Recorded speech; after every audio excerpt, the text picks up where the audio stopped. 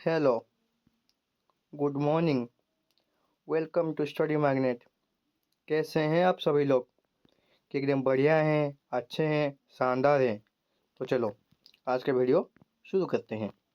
एक्री और एसर का मतलब होता है बिटर, कड़वाहट, सौर, खट्टा या सात। ये सुना होगा सात कमेंट्स। यहाँ पे देखिए, एक करेला का टेस्ट एकदम कड़वा है और ये नींबू का टेस्ट एकदम सौर है। तो एक्री वर्ड आ रहा है, मतलब कड़वाहट के सेंस में होगा। तो आ गया बीटर, आ गया अनप्लीजेंट, हो गया। उसके बाद एक्रीमोनियस, इस स्पेलिंग मिस्टेक है थोड़ा सा। ACRIMONIOUS,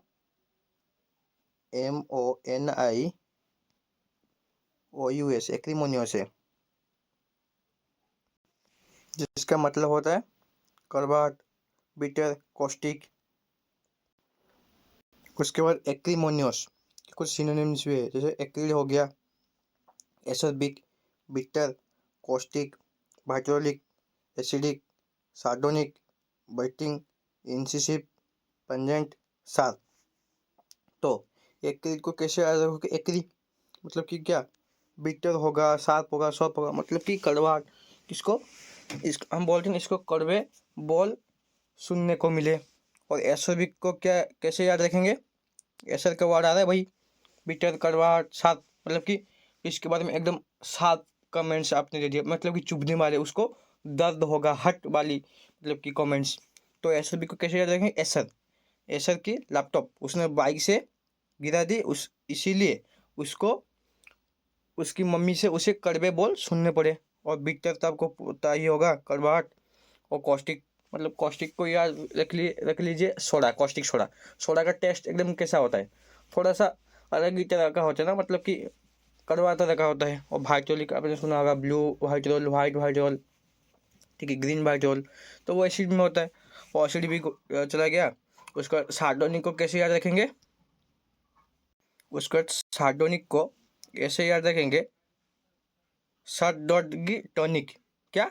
सर दर्द की टॉनिक, मतलब कि टॉनिक के साथ कुछ होता है मीठा, और कुछ मतलब एकदम कड़वा, मतलब कि बच्चों को पसंद नहीं आता, मतलब कि मेडिसिन वगैरह खाने के लिए तो कड़वा होता है ना, इसीलिए इसको ऐसे इसी तरह से याद रख लेंगे।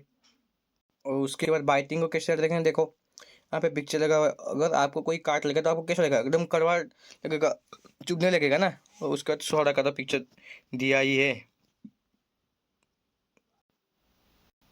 और उसके बाद पंजेंट, आपने सुना होगा पंजेंट स्मेल, एकदम मतलब कि बुरी, मतलब कड़वा स्मेल वगैरह होता है ना, मतलब कि जो आपको बहुत तंग करती है, परेशान कर देती है, उस सेंस में होगा। और इंसिसिव को याद रखेंगे, इंसीजर, आपके दांतों में जो होता है ना, इंसीजर, जो काटने वाले, खाने को काटते हैं, जो आपको मदद करती है खाने को काट के चबाने के लिए, इंसीजर मतलब कि काटने। तो आपको एकदम काटने वाले, चुभने वाले कमेंट्स, कड़वाहट। उसके बाद आ गया एसोर्बेट, एसोर्बेट ये वर्ड है एसोर्बिक से, कड़वा, एम्बी टू एम्बिटर, एग्जास्परेट। एग्जास्परेट मीन्स किसी चीज़ को, मतलब और, मतलब बदतर है, उसे और ख़राब कर देना। उसके बाद है एग्जर्वेट, देखो एसो वर्ड आ रहा है तो भाई बुरा।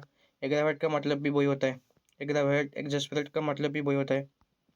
एस और एग्जर्वेट का मतलब भी वही, मतलब कि किसी चीज़ को, सिचुएशन बुरा है, उसको और बुरा, बदतर बनाना। और एक होता है ameliorate,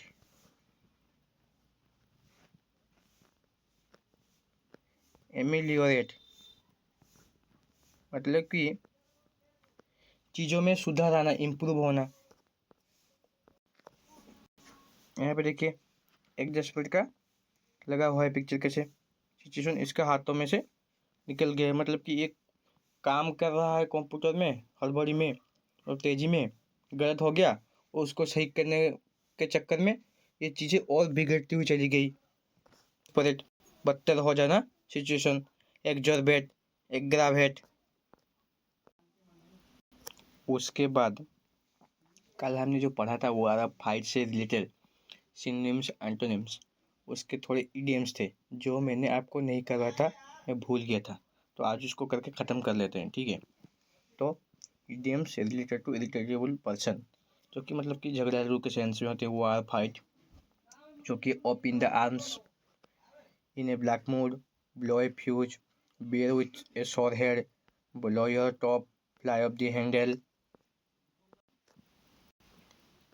go ballistic, go up the deep end, go postal, go through the roof, vent your spleen।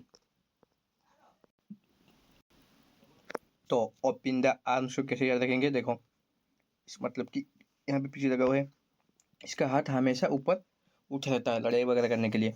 और ब्लैक मूड को कैसे याद रखेंगे? मतलब कि ब्लैक का यहाँ पर ले लीजिए नेगेटिव, मतलब कि कोई उदास है, ठीक है, इन बैड मूड टेम्पर। अगर कोई उदास है, उसका मूड ऑफ है, तो आप उसको कुछ जाके बोलोगे, कुछ इधर उधर की बातें बोल दोगे, मतलब कि वो क्या समझेगा? आपको कई ज़्यादा कई सारे बातें सुनाएगा, जरूरत पड़ने पर मार भी देगा। तो उसी सेंस में होगा ये जिन्हें ब्लैक मूड, बैड मूड। और टू ब्लो ए फ्यूज का मतलब कैसे याद रखोगे? अरे उसका, हम बोलते हैं ना, अरे यार उसका फ्यूज उड़ा हुआ है, वो गुस्से से एकदम लाल हो गया है, ठीक है। और भेंट या स्प्लिन को कैसे याद रखेंगे? बोलते हैं ना हम गुस्से में, झगड़ा झगड़ा वगैरह में हम बोलते हैं ना, यार मैं तुम्हारा कलजा निकाल लूंगा, गुद्दा निकाल लूंगा, तो वही भेंट या स्पिन। उसके बाद गो बालास्टिक। बालिस्टिक, बालास्टिक का मतलब क्या होता है? मिसाइल वगैरह। मिसाइल वगैरह हम कहाँ पे यूज करते हैं? वॉर वगैरह में। और go off the deep end. Go off the deep end का मतलब क्या था? कोई कोई लोग होते हैं ना, मतलब कि दंगा फसाद में एकदम वहाँ पे मीटिंग वगैरह होता है, एकदम लास्ट मोमेंट पे जाके मतलब बखड़ा खड़ा करते हैं, तो वही हो गया। और गो पोस्टल, इसको ऐसे याद रखते हैं, आप किसी को चिट्ठी लिख लिख के उसे परेशान कर दे रहे हो, इरिटेट कर दे रहे हो। और गो थ्रो दी रूप, आपने अपने दोस्तों को बताया होगा, यार गुस्सा ना दिला मुझे, तेरे घर के घुस के पीटूंगा, घर के ऊपर से पीट के आऊंगा तेरे को। तो उसी सेंस में आप उसको याद रख लीजिए। इडियम्स वगैरह आसान ही है, अगर आप उसको एक दो बार पढ़ोगे तो आपको याद ही रह जाएगा। और थोड़े बहुत नेमोनिक्स यूज कर लोगे तो हो जाएगा। तो टेंशन देता है एंटोनिम, जिसको आपको बार बार प्रैक्टिस करनी पड़ेगी। उसके बाद बियर विथ सोर हेड को कैसे याद रखेंगे? हेड का मतलब सिर, और सोर तो मतलब आपने सुना होगा सोर थ्रोट, मतलब कि गले में हाथ वगैरह सॉरी वगैरह आ जाता है ना, तो सोर हेड का मतलब वैसा ही आप याद रख लीजिए।